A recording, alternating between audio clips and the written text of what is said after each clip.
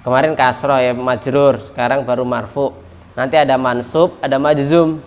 Kalau 4 ini sudah dipelajari, Masya Allah, insya Allah sudah banyak. Setelah 4 ini kita belajar, kita akan belajar fi'il. Fi'il lagi akan dipelajari di buku ini. Terakhir, fi'il itu banyak macamnya. Ada yang 3 huruf, 4 huruf, 5 huruf, sampai 6 huruf. Kalau sudah tembus sampai 6 huruf, Masya Allah, itu insya Allah baca kitabnya itu sudah mulai ngerti. Oh, ini harus dimarfukan. Oh, ini harus dimansubkan, begitu. Dan paham. Jadi yarfa'u Ibrahim. Kenapa di dhamma? Karena dia fa'il, ya, begitu. Jadi fa'il yang bekerja. Siapa yang bekerja? Ya, kita akan ngerti fa'il. Contoh, misalkan ini saya ganti ya. Saya ganti Ahmad. Harokatnya saya ganti. Yarfa'u Ibrahima Ahmadu. Apa artinya? Ya. Ibrahim diangkat sama Ahmad. Kenapa demikian? Harokat menentukan. Fa'il dia marfu dhamma. Fa'ilnya di sini. Ini maf'ulnya. Jadi yarfa'u Ibrahim Ahmadu. Hanya beda harokat, ganti ditukar, artinya sudah beda. Dan maknanya sangat jauh. Itulah pentingnya belajar harokat. Sehingga kalau baca Quran kita ngerti. Ya, yang angkat siapa dan yang diangkat siapa, kita paham hanya gara-gara harokat. Jadi Masya Allah, harokat itu sangat penting. Jadi jangan disepelekan di dalam baca Quran salah harokat. Wah, itu fatal sebetulnya. Artinya bisa salah-salah. Apalagi sampai ayat terbalik. Kemarin saya jadi makmum, ada imam baca Quran surat Al-Bayyinah, ayat terakhirnya kebalik. Jadi kalau kita ngerti artinya itu jadi bukannya lucu, tapi kita jadi istighfar di belakang. Bayangkan itu, ya. Ini Al-Bayyinah, ini surat yang pendek. Jadi innalladzina amanu, harusnya kan itu dibaca di belakang. Dia dibaca dulu. Innalladzina amanu ulaika hum khairul bariyah. Terus dibaca lagi apa setelah itu? Innalladzina kafaru. Nah, setelah innalladzina kafaru, mereka itu seburuk-buruk makhluk apa? Lanjut aja. Jazaa'uhum inda rabbihim. Loh, balasannya surga, wani ngawur nih. Jadi lucu ya gitu. Nah, ini ya mungkin dia lupa. Kita bisa maklumi, tapi kadang kalau kita ngerti artinya, kok bisanya gini, otomatis akan diulang gitu kan, nggak nyambung ini gitu. Baik.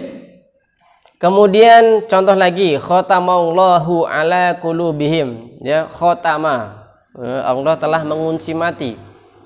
Allah, ya, Allahu, sehingga dia hunya adalah dia fa'il, ya. Fa'ilnya adalah Allah gitu. Jadi Allah fa'il marfu'un, terletak setelah fi'il mabni lil maklum, tanda bacanya marfu dhammah karena isim mufrad. Nah, seperti itu. Ini contoh-contohnya.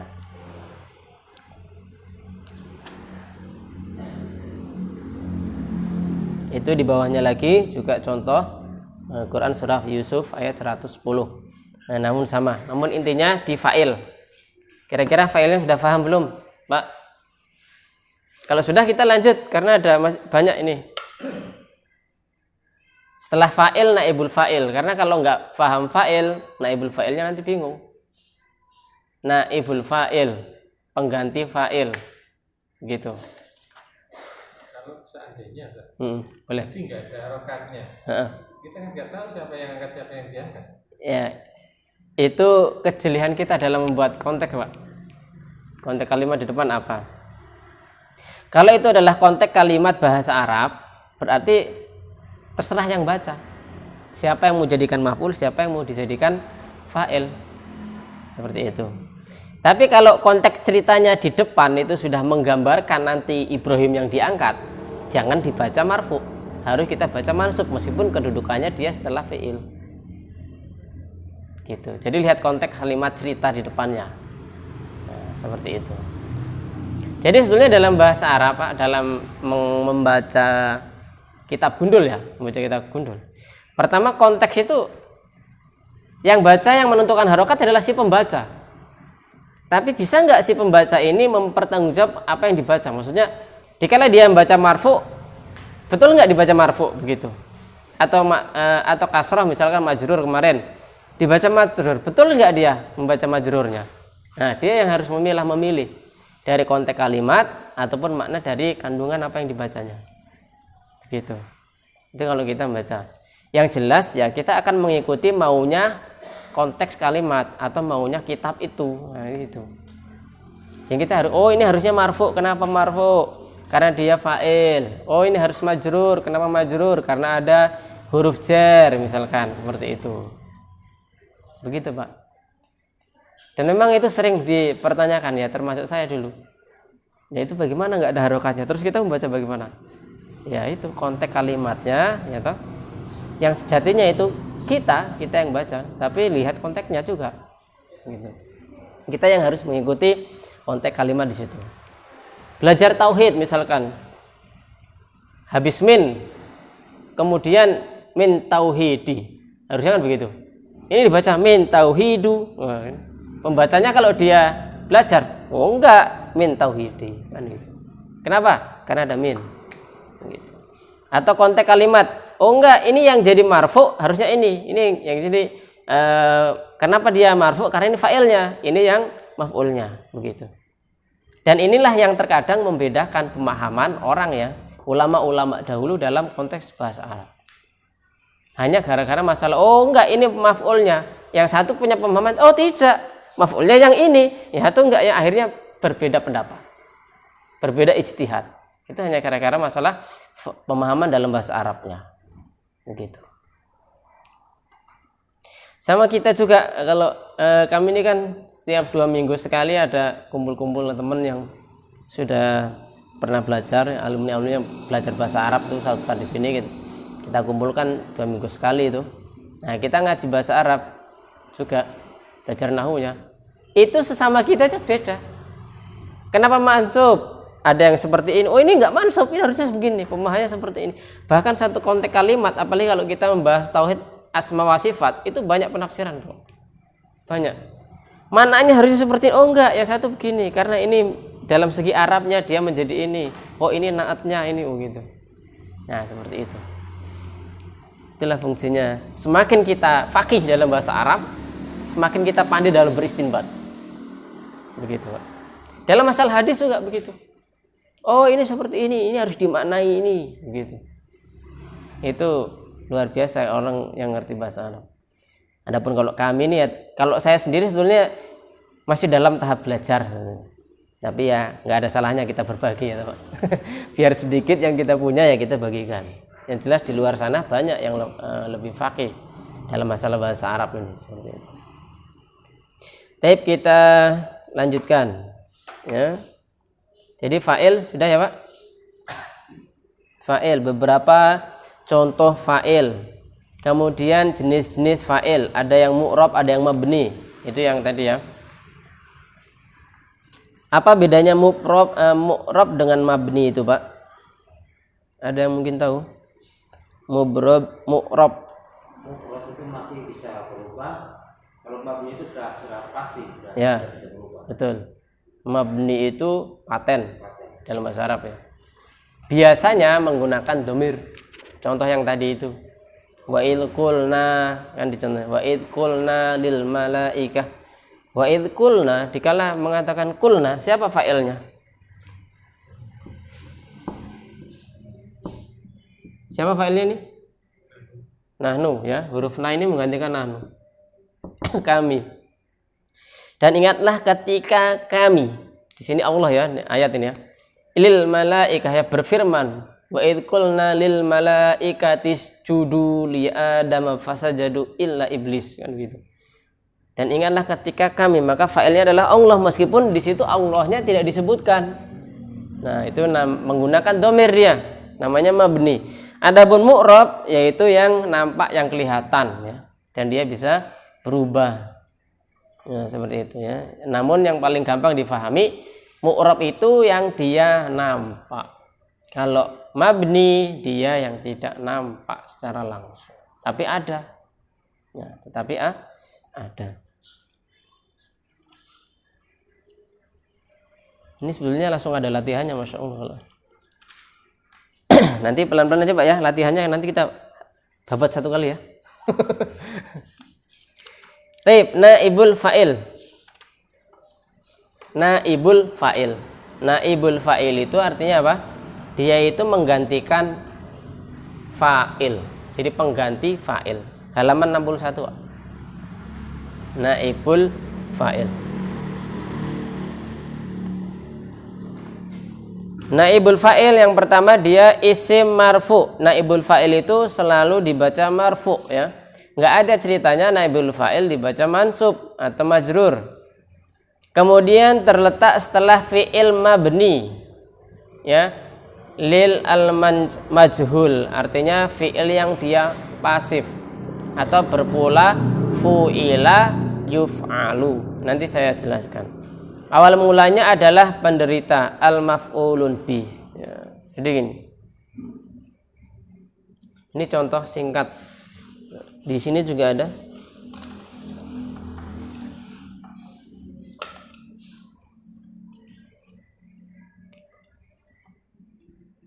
Misalkan kita pakai yang bawah ya. Fataha Zaidun baban. Sudah bisa. Fataha Zaidun baban. Ini apa Pak? Iya, fi'il. Ya, artinya membuka. Ini apa? Kedudukannya? Fa'il yang membuka. Ini namanya objek atau maf'ulun bih. Ya, maf'ulun bih. Fi'il, fa'il, maf'ul. Zaid telah membuka pintu. I'rabnya fataha Zaidun ya, karena dia harus dhammah atau marfu. Baban. Nah, naibul fa'il itu dia harusnya posisinya di sini, tetapi dia menduduki posisinya ini. Namanya naibul, pengganti fa'il. Pengganti fa'il. Maka dia harus dudukkan di sini. Nah, dengan syarat ini fiilnya polanya dirubah. Fiilnya menjadi fiil yang majhul atau pasif ya. Polanya apa? Kalau dia fiilnya madhi, di dhammah awalnya, di kasroh sebelum akhir. Futiha. Kalau fiil madhi. Kalau fi'il mudhari di dhammah awalnya di fathah sebelum akhir. Fi'il mudhari. Nanti saya contohkan. Futiha, sehingga kalau dia dibikin majhul, dia dimaknai di. Nah, sehingga ini saya hapus. Futiha yang tadinya baban karena dia fungsinya di fa'il menjadi babun. Futiha babun. Artinya apa? Pintu itu telah dibuka. Siapa yang buka? Huwa, dia satu orang. Dianya itu siapa? Enggak tahu. Namanya majhul. Artinya tidak diketahui. Majhul itu artinya enggak diketahui, enggak jelas. Dia satu orang laki-laki siapa? Enggak tahu. Yang tadinya jelas Zaid karena dimajhulkan, ya, dimajhulkan fiilnya ini. Fa'ilnya dimajhulkan sehingga enggak nampak di situ. Kemudian ini dimaknai di futiha babun. Pintu itu dibuka. Sampai di sini bisa diikuti enggak? Kalau katanya majhul berarti maklum ya. Bagaimana Pak? Kalau maklum itu apa? Maklum. Maklum itu dia sebetulnya yang sehat gitu, yang aktif. Iya, berarti lawan katanya bukan lawan katanya majhul. Tidak. Beda sih.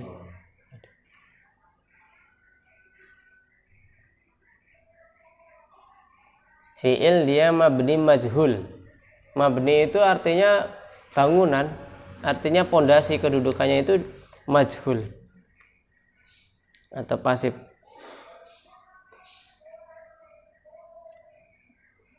Kalau fi'il mudhari misalkan fataha lagi ya, yaftahu Zaidun baban, kan gitu. Kemudian dimajhulkan fi'ilnya, di domah awalnya, kemudian di fathah sebelum akhir, yuftahu babun. Yuftahu babun. Ya. Jadi artinya pintu itu telah dibuka, sedang dibuka. Pintu itu sedang dibuka. Karena sejatinya fi'il ini kan maf'ul harusnya, tapi dia menduduki posisi fa'il dalam konteks kalimat. Tapi dalam konteks segi makna tetap dia maf'ul, enggak berubah. Secara makna ya, secara arti, secara makna. Secara posisi kedudukan kalimat, dia ini sebagai pengganti fa'il, namanya naibul fa'il. Sehingga setiap naibul fa'il tetap dibaca marfu. Nah, ini kita pelajarannya di sini. Secara arti tidak dirubah, cuman bedanya fa'ilnya tidak diketahui. Fa'ilnya itu enggak tahu siapa itu. Jadi yuftahul bab, pintu itu dibuka. Siapa yang buka? Dia satu orang laki-laki. Dia satu orang laki-laki itu siapa? Ya enggak tahu. Ya jelas dia satu orang laki-laki gitu. Yang seharusnya tadi sudah jelas Zaid yang buka, akhirnya enggak ketahuan. Itu namanya naibul fa'il. Ini baru pertama kali dapat ini, Pak. Mungkin dulunya sampean fokus ya, biasanya kalau belajar bahasa Arab ya rata-rata itu fokus ke fi'il. Huwa humahum fa'ala yaf'alu, itu terus. Belum kelar ganti guru atau ganti nanti begitu lagi. Ya itu. Ya enggak maju-maju, ya di situ aja di fa'il. Ini aja sampai belum gitu. Ibaratnya begitu. Nah, sekarang saya balik. Kalau pakai buku ini kan dibalik. Yang sering dipelajari itu fi'il, fa'il kan gitu ya. Sekarang kita belajarnya nanti fi'ilnya itu di belakang. Ini kan. Kalau kita lihat belakangnya, mana nih? Nah ini kan huwa humahum yang kemarin kita pelajari belakang. Karena ini jelasnya sering, gitu supaya sampean maju ya. Sekarang dari yang jarang dibahas. Naibul fa'il, pengganti fa'il. Ada pertanyaan, Pak? Nggak ada.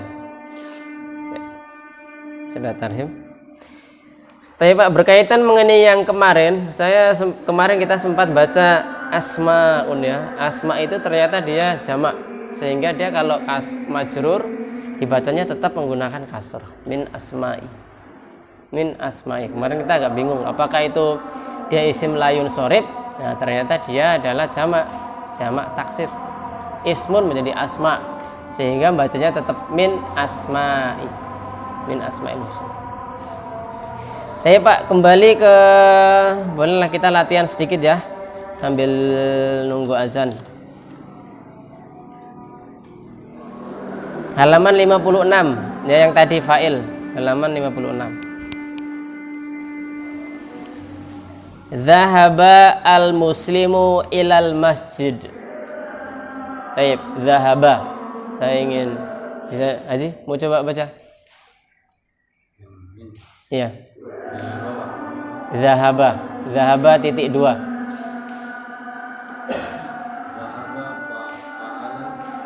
Fi'lun. Madi. Mabniyun.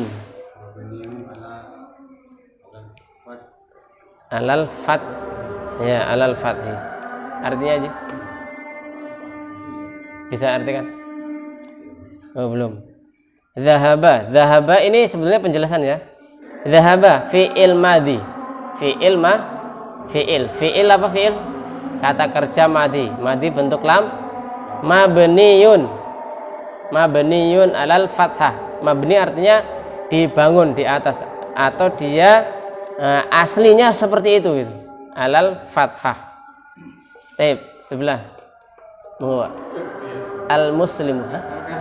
Oh, enggak pakai kacamata. Jenengan, Pak.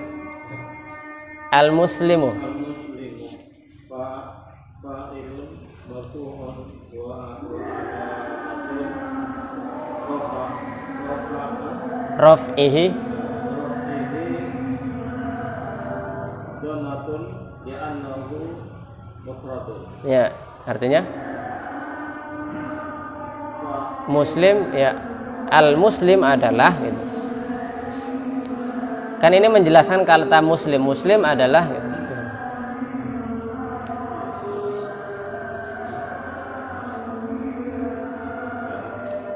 Al-muslim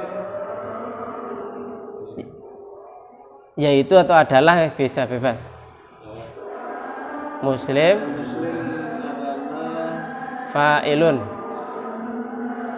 fa'ilun Ya, fa'il itu apa? Yang bekerja. fa'il yang bekerja Marfu'un. Fa'il marfu' wa alamatu raf'ihi, dan alamat rafa'nya dhammah gitu tuh. Kayak kemarin. Kenapa? Karena li'annahu artinya apa? Ya, karena dia, dikarenakan dia mufrad. Ila harful jar ya. Jangan Pak, al masjid. Nah.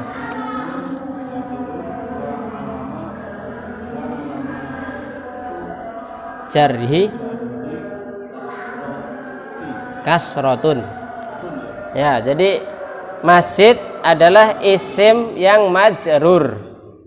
Alamat jarnya apa? Kasroh. Ya, al masjid. Nah, jadi dhahabal muslimu ilal masjidi itu kalau kita kita menerka katanya, dhahaba adalah fi'il madhi mabni lil fath, gitu, alal fath. Al muslim itu adalah fa'il. Dia marfu, alamat rofaknya dhammah karena dia isim mufrad. Ila huruf jar. Al masjidi isim majrur. Kenapa? Wa alamatu jarihi kasroh, dan alamat jarnya itu kasroh karena dia ada huruf jar di depannya. Gitu. Jadi bahasa Arab yang sebelah itu sebetulnya adalah yang ini mengartikan perkataannya ini gitu. Dhahaba itu adalah fi'il madi, dia mabni di atas fathah. Muslim itu dia fa'il marfu, alamat rofaknya dhammah. Kenapa? Karena dia isim mufrad begitu. Ila ini apa? Ila itu huruf jar gitu. Kemudian al masjid